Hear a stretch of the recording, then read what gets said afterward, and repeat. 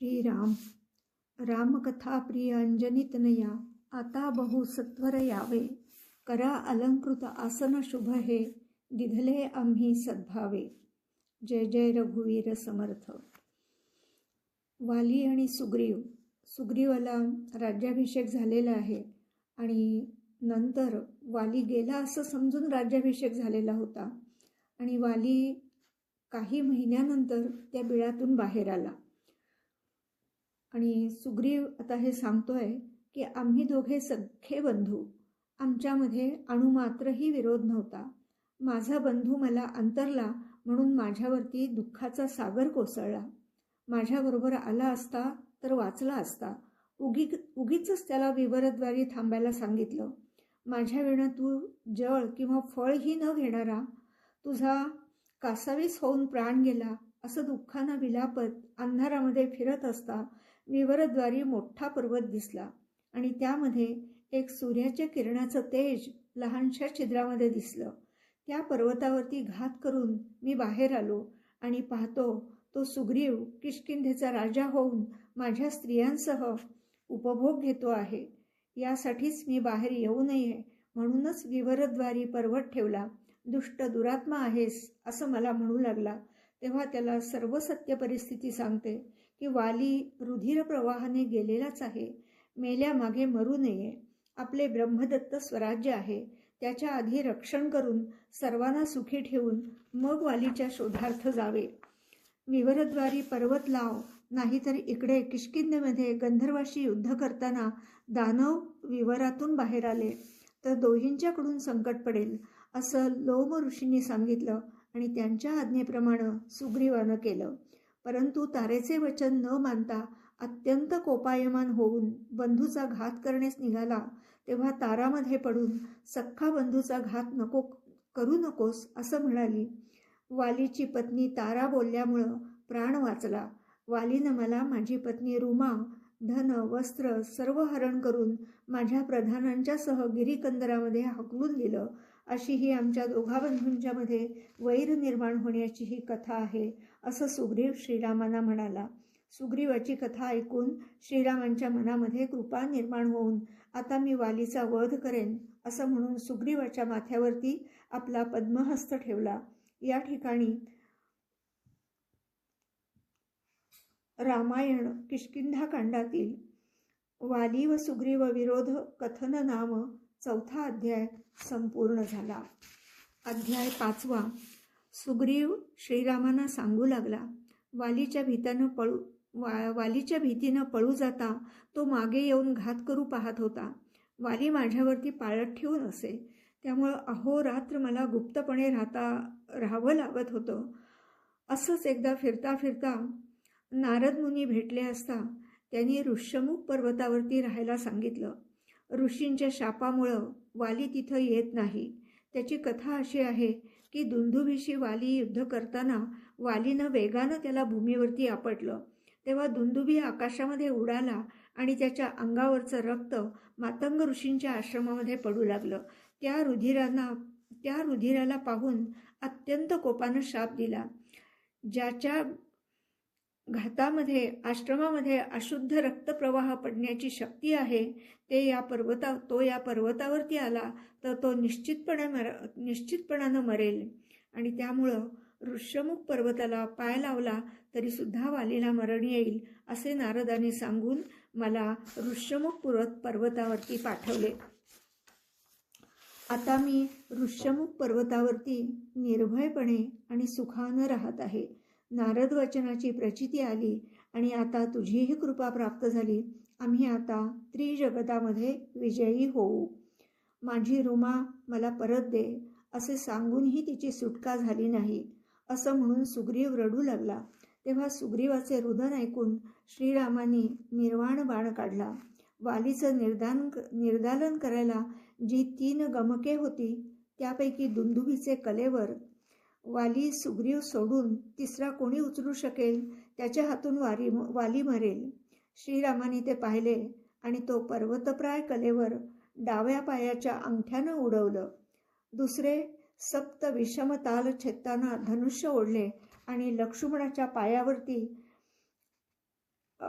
पायावरती चेपला आणि त्यानं अंग चुकवता विषय ताड सर्व सम झाले.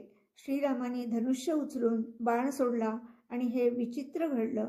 सप्त ताल छेदून गिरीवरती विदारून सप्त पाताळही भेदून शेषाच्या अंगातील तालमूलता समूळ छेदून परत बाण श्रीरामांच्या भात्यामध्ये आला. श्रीरामांनी विषमताल छेदल्यावर सगळीकडे सुखाचा कल्लोळ झाला. सर्व कपिकुळाला सुख प्राप्त झाले. जय जयकार करून श्रीरामांना लोटांगण घातले. पुढे किष्किंधेला जाऊन श्रीरामांनी सुग्रीवाला वालीला युद्धासाठी पाचारण करायला सांगितले. तू भिवू नको, मी तुझ्या पाठीशी आहे. अगदी निश्चंकपणाने युद्ध कर, तू विजयी होशील. युद्ध करताना रघुनाथाला विसरू नको, असे रघुनाथाने सांगताच सुग्रीवाने भुभुक्कार केला. श्रीराम त्याच्याकडे कौतुकाने पाहू लागले आणि वाली महाबली असला तरी मी त्याला कसं रणामध्ये मारतो ते पहा, असं श्रीराम म्हणून सौमित्र, सुग्रीव, श्रीराम किष्किंधेपाशी आले. जसा देहामध्ये आत्मा असून आपल्याला दिसत नाही, तसं वानरांमध्ये श्रीराम असून गुप्त राहिले. सुग्रीवाने अति उल्हासाने भुभुक्कार केला. त्या नादानं सारं आकाश दुमदुमलं. वाली म्हणाला, एवढी प्रलय आरोळी कोण देता, एवढी प्रलयाची आरोळी कोण देत आहे? दूतांनी सुग्रीव आल्याचं सांगताच हे धाडस वालीचं नाही, कोणीतरी वेगळंच त्याच्या पाठीमागं आहे असं म्हणून वेगाने उठून विजयमाला घातली आणि तत्काळ युद्धाला तयार झाला. आजचे युद्ध अतिसंकट आहे असं विजयमाला घातली तरीसुद्धा मनामध्ये दुखदुखी होती. आज मारणं किंवा मरणं हे निर्णायक युद्ध करूनच परत येऊ असा निश्चय केला. अत्यंत क्रोधाने वाली सुग्रीव युद्धाला भिडले. दोघेही समसमान बलवान होते. त्यांचं युद्ध कौशल्य पाहायला ब्रह्मादी देव आले. आकाशामध्ये विमानांची दाटी झाली. ग्रहण कालानं राहू सूर्याला ग्रासायला येतो तसा वाली सुग्रीवाला मारायला धावे. पर्वत, शाल, ताल, वृक्ष, मुष्टियुद्ध असे अनेक प्रकारांनी अतुल अमर्याद पराक्रमामध्ये धीर वीर वानरामध्ये कोणीही हार जाईना. वानरांचा पराक्रम पाहून रघुनंदन संतोषले आणि समान बलवान आता निर्णय लागणे अवघड आहे असं म्हणून श्रीरामांनी आपला बाण वालीला मारायला सज्ज केला. तो वाली आणि सुग्रीवाचं ठाण, मान, समरूप आणि समभाव, समसमान अवयव पाहून श्रीराम विस्मयापन्न झाले आणि ह्या दोघातला कोण वाली आणि कोण सुग्रीव, कुणाला वधावं? चुकून सुग्रीवाला बाण लागला तर शरणागताला मारून मी निंद्य होईन आणि सूर्यवंशातली सर्व पूर्वज श्रीरामाने काही वेगळंच केलं म्हणून माझ्यावरती क्षोभतील असा विचार करून न मारताच गप्प बसले. तो वालीनं विजयी होण्यासाठी त्यानं एक युक्ती केली. दोघेही समान बळाचे, कोणीच हार जात नाही असं पाहून वालीनं आपल्या गळ्यातली विजयमाला सुग्रीवाला दाखवली. वालीला माळेपुढे युद्धाचे भय अजिबात होत नव्हते, परंतु सुग्रीवाने माला पाहताच त्याची शक्ती क्षीण झाली. त्याला भोवळ येऊन ऋष्यमुख पर्वतावरती येऊन पडला. तिथं सुग्रीवाचा अंत करायला वाली येऊ शकत नव्हता. वालीने गर्जना करून विजयी झाल्याचं घोषित केलं. रघुनाथाचे सहाय्य व्यर्थ गेलं. म्हणाला, अत्यंत उद्वेगानं बोलू लागला, श्रीरामाचं सहाय्य घेऊन माझ्याशी तूच युद्ध करायला आलास आणि आता का व्यर्थ तळमळतो आहेस? श्रीराम माझ्या सन्मुखी उभा राहू शकणार नाही. आता तू स्त्री आणि राज्याचा विचार सोडून दे. मी तुला जीवदान दिलेलं आहे. वृक्ष राज्याची आठवण देण्याची जरुरी नाही. मला अशी गर्जना करत वाली किष्किंधेमध्ये आला आणि सुग्रीव ऋष्यमुख पर्वतावरती दुःखानं तळमळू लागला. वानरांमध्येही हाहाकार उडाला. सुग्रीव सांगू लागला, श्रीरामावरती मोठी भिस्त ठेवून मोठ्या निकराने मी लढलो, जखमी होऊन पडलो तरी श्रीराम सहाय्यासाठी आला नाही. केवळ नशिबानेच ऋष्यमुख पर्वतावरती येऊन पडलो म्हणून माझे प्राण वाचले. श्रीरामांच्या कृपेची ओल संपली. राज्य त्यागून वनामध्ये आला. माझे संरक्षणाकरताही त्याची प्रतिज्ञा व्यर्थच आहे असं म्हणत असतानाच हनुमंत लक्ष्मणासह श्रीराम तिथं आला. त्यालाही श्रीराम तिन्ही लोकांमध्ये सत्यवादी आहे हे खोटे ठरले आणि मला परमदुःखी केले आणि मी खोटीच कीर्ती ऐकली. सुग्रीवाचं दुःख पाहून श्रीराम कृपाळूपणाने बोलू लागले. सुग्रीवा, जरा क्रोध सोडून तुला सहाय्य न होण्याचे काय कारण आहे ते सांगतो. सावधानतेनं ऐक. तुम्ही दोघे बंधू एवढे समसमान की रूपरेखा, शरीर, वस्त्रे, अलंकार मला कोण वाली आणि कोण सुग्रीव हे कळेना. वाली म्हणून चुकून तुझा घात झाला असता तर मलाही प्राण त्याजावा लागला असता. शिवाय शरणागताला मारल्याचं पाप होऊन मला त्रैलोक्यामध्ये कमीपणा आला असता म्हणून बाण मारला नाही. एकट्या वालीशी युद्ध करताना कायम वरदमाला समोर येत होती. त्याला परांगमुख होऊन युद्ध करता येत नाही आणि म्हणून मी बाण मारला नाही हे सत्य सांगतो आहे. सुग्रीवा, तू व्यर्थ का दुःख करतो आहेस? हा तुझा प्रारब्ध भोग आणि वालीला अजून काही आयुष्य आहे असं समजून हे सर्व घडले असं समज. आता मी वालीशी युद्धाला प्रारंभ करतो. सुग्रीव वालीबरोबरच्या युद्धामध्ये पराजित होतो. श्रीराम त्याला परत समजावतात की तू युद्धाला तयार हो म्हणून. तेव्हा सुग्रीव म्हणाला, आता माझ्यात अजिबात शक्ती नाही, मी कसा युद्धाला पाचारू? तेव्हा रघुपतीने कृपेनं आलिंगन दिलं. अमृत हस्तानं स्पर्श केल्यावर पहिल्यापेक्षा शतपटीनं सामर्थ्य प्राप्त झालं. वालीशी युद्ध करायला सामर्थ्यानिशी तयार झाला. दोघे बंधूंच्यातला सारखेपणा जाणून श्रीरामानी स्वतः निर्माण केलेली गजकमळांची माळ सुग्रीवाच्या कंठामध्ये घातली. रामाज्ञेनं ही माळा युद्धामध्ये तुटणार नाही. वीरांचे आघात झाले तरीही तुटणार नाही. लक्ष्मणानं कमळांच्या अष्टदलांवर सबाह्य रामनामाच्या नामावळी लिहून सुत म्हणजे दोऱ्याविना माळ गुंफली आणि ती सुग्रीवाच्या कंठामध्ये घातल्यानं तो कळीकाळाला सुद्धा तो आवरणार नाही. त्यामुळं सर्व वानर, प्रधान, नळ, नीळ, तारा, तरळ यांना खूप आनंद झाला. श्रीराम, सौमित्र, हनुमंत, सुग्रीव सर्व वानरांसमवेत हर्षयुक्त उल्हासानं किष्किंधेपर्यंत आले. सुग्रीवानं पुन्हा एकदा भुभुक्कार करून वालीला युद्धाला पाचारण केलं. पुढील अध्यायामध्ये रघुनाथ वालीचा वध करून त्याचं उद्धरण करतील. जो नित्य रामनाम स्मरेल तो नर तिन्ही लोकांमध्ये पावन होईल. या ठिकाणी भावार्थ रामायण किष्किंधाखंडातला सुग्रीव भंगो नाम 5वा अध्याय संपूर्ण झाला. अध्याय 6. सुग्रीवाच्या भुभुक्कारानं सारं आकाश दुमदुमलं. गिरी कंदरं कोसळतात की काय असं वाटू लागलं. सुग्रीवाची आरोळी ऐकून वाली कोपाने अत्यंत खवळला. आत्ताच मी याला मूर्छित पाडला होता. मी केलेले घाव तासोनतास बरे होत नाहीत. वर्षानुवर्ष कुंथत बसावं लागतं आणि आता हा विचार सोडून बंधू माझा वैरी आहे आणि महाशूरानं रणात पाचारण केलं आहे म्हणून सत्वर निघावे. तोच तारा त्याच्या पायी लागून मी तुम्हाला काही स्वहित सांगते. तो विवेकाने विचार करावा. आता सुग्रीव गर्जत युद्धासाठी आला आहे. ही सुग्रीव शक्ती नसून रघुपतीच्या सहाय्याच्या बळानं तो येत आहे. तुझा घात करण्यासाठी सुग्रीवाला रघुनाथाचं पूर्ण सहाय्य आहे हे तुला कळत नाही. बळाने उन्मत्त होऊन धावतो आहेस. तू अनेक सुरवर रावणादी दैत्य दानवांना जिंकलंस तरी ते बळ श्रीरामापाशी चालणार नाही. श्रीराम प्रतापाच्या तेजोराशी सूर्यवंशातला पूर्णावतार आहे असं सांगून आत्तापर्यंत त्यानं काय काय पराक्रम केलेत याचं वर्णन सांगून श्रीरामाला विरोध करू नकोस. त्याच्याशी सख्यत्व करून युद्ध क्रोध सोडून दे. तारेचं उत्तर ऐकून वाली म्हणतो, मी तुला सत्य सांगतो. श्रीरामांच्याबद्दल माझ्या मनामध्ये अजिबात वैर नाही. जे जे रामाला विरोध करतील त्याचा श्रीराम वध करील हे तुझ्या सांगण्यावरून शुद्धबोध झाला आहे. ताटका, सुबाहू, शूर्पणखा, कबंध, मारीच्यासारखे माझं त्याचं वैर नाही. मी तर निरपराध आहे. तर माझा वध श्रीराम का करेल? सुग्रीवाशी युद्ध केलं म्हणून श्रीरामाशी वैर केलेलं नाहीये. तारा पुन्हा त्याला सांगते, सुग्रीव श्रीरामाला शरण गेलेला आहे आणि श्रीराम शरणागताचा सर्वार्थानं रक्षण करता आहे. त्यामुळं शरणागताला जो विरोध करेल तो श्रीरामाचाही शत्रू आहे.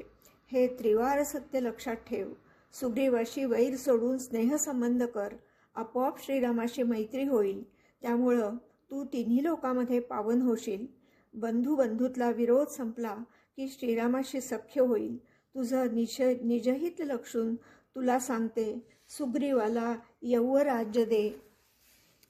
जसा तुला अंगद प्रिय आहे तसा कनिष्ठ बंधू त्याला विरोध सोडला तर श्रीरामाशी सख्य होईल.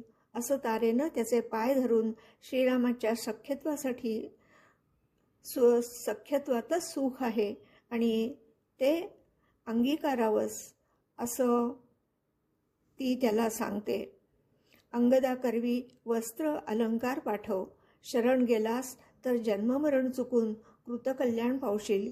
विरोध किंवा कपट करशील तर जीवाला आणि प्राणाला मुकशील. तारेचं वचन ऐकून वाली अत्यंत कोपायमान होऊन, तुम्ही स्त्रिया भ्याड प्रवृत्तीच्या आहात. श्रीरामानं सुग्रीवाला सहाय्य केलं तरी मी कधीही त्याला यौवराज देणार नाही हे तू निश्चित जाण. आणि युद्ध करायला श्रीरामाला तरी मी जिंकेन याबाबत मला कोणतीही शंका नाही. श्रीरामानी आपल्या बाहूनं विंध्य पर्वत उचलला. एका बाणामध्ये पृथ्वी समुद्र वलयांकित केली. चंद्र, सूर्य, तारे, आकाशासहित सप्तसागर जरी शोषले एवढा पुरुषार्थ दाखवला. मला संभ्रमात भयव्यथा बांधणार नाही. मी अत्यंत उल्हासानं युद्ध करीन. रणवीर श्रीरामाशी मी परांगमुख न होता दुर्धर युद्ध करेन. वाली आणि सुग्रीवाची दृष्टभेट होताच दोघेही अत्यंत क्रोधाने उरी, शिरी, गुडघे, मुष्टी एकमेकांवर हाणून एकमेकांवरती वार करू लागले. वालीच्या गळ्यात विजयमाळा आणि सुग्रीवाच्या गळ्यामध्ये गजकमळमाळा. त्यामुळे एकमेकांना आवरेनात. युद्धकंदन आणि श्रमाने दोघे क्षीण झाले आहेत असं पाहून श्रीरामांनी बाण काढला. सुग्रीवाला वालीनं खाली पडलेले पाहिल्यावर श्रीरामांनी वाली त्याच्या अंगावर उडी मारणार तो सपिच्छ बाण वालीच्या हृदयावरती मारताच वाली मूर्छित होऊन पडला. सुग्रीवाला लौकिक सुख आणि वालीही सुखसंपन्न झाला. श्रीरामाला अनुलक्षून म्हणाला, श्रीरामा, तू अधर्मकरणी केली आहेस. गुप्त राहून माझ्यासमोर न येता माझा घात करून काय पुरुषार्थ केलास. मला न पाचारता घात केलास. हा तुझा अधर्म पाहून माझ्या मनाला अत्यंत दुःख होत आहे. राज्य हरणाचे, तारावियोगाचे, अंगदपुत्र वियोगाचे आणि सुहृदांचेही दुःख मला नाही. श्रीरामा, तू सर्वज्ञ आहेस, नित्य निर्दोष आहेस. मग अधर्मघाताचा का कलंक लावून घेतलास. सुग्रीवाला सीताशुद्धी सांगितलीस, मी तुला निमिषार्धामध्ये आणून दिली असती असं म्हणून आपला पुरुषार्थ आणि पराक्रम सांगू लागला.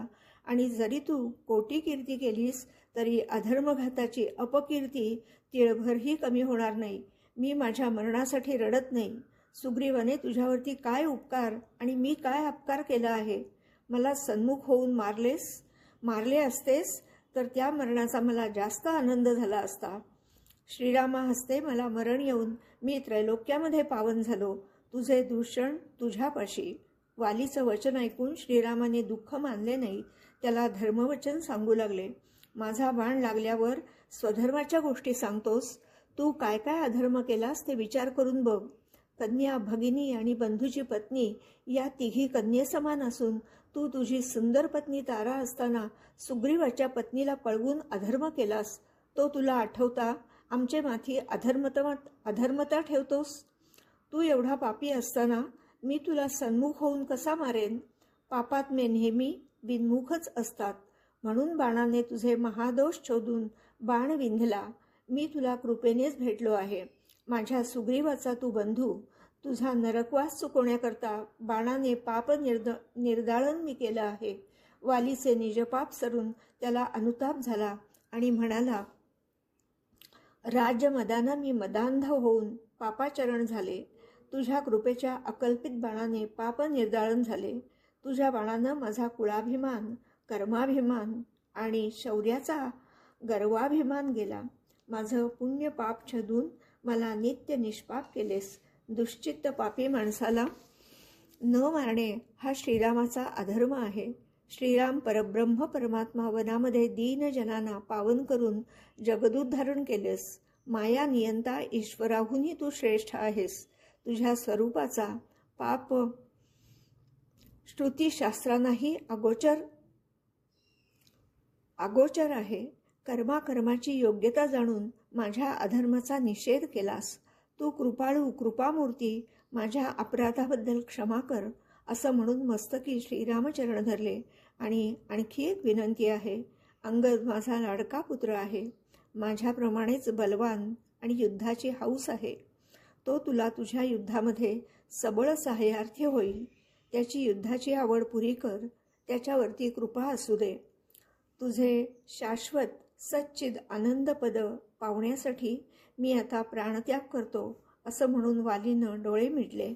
वालीचं प्रेम पाहून मेघश्याम रघुनंदन कृपेने कळवळून बोलू लागले. मी तुझा बाण उपडून तुझे प्राण वाचवीन. तू प्राणत्याग करू नकोस. सीता शुद्धीसाठी रावण गळ्यात बांधीन हे तुझे वचन सत्य कर आणि अंगद तारासह राज्योपभोग घे. तेव्हा हसून वाली म्हणाला, पूर्वी मला बलाभिमान होता. तो तुझ्या पुढं सूर्यापुढे जसा काजवा तसं तुझा अद्भुत तेज आहे. मी तर मशक. कोणीकडं स्त्रीपुत्र भोग म्हणतोस ते परम दुःखदायक आहे. त्यामुळंच आम्हा बंधूंमध्ये वैर उत्पन्न झाले. तुझ्यामध्ये त्रैलोक्य निर्दान करण्याचं सामर्थ्य आहे. मी काय तुला सहाय्यभूत होणार. आता काही योगयाग साधन न करता तुझ्या डोळ्यादेखत देहत्याग करून माझे कृतकल्याण होईल. आजच्यासारखे परत मला मरण येणार नाही. तू कृपेने अंती भेटलास. आता मला विषय सुख जन्ममरण नको. तुझ्या पद्मपद हस्ताने मला सुखाने मरण येऊ दे. वालीचं वचन ऐकून श्रीरामानं हृदयी भेदलेला बाण उपडून अमृत हस्तानं स्पर्श केला. वाली बंधमोक्षाच्या अतीत देहातीत झाला.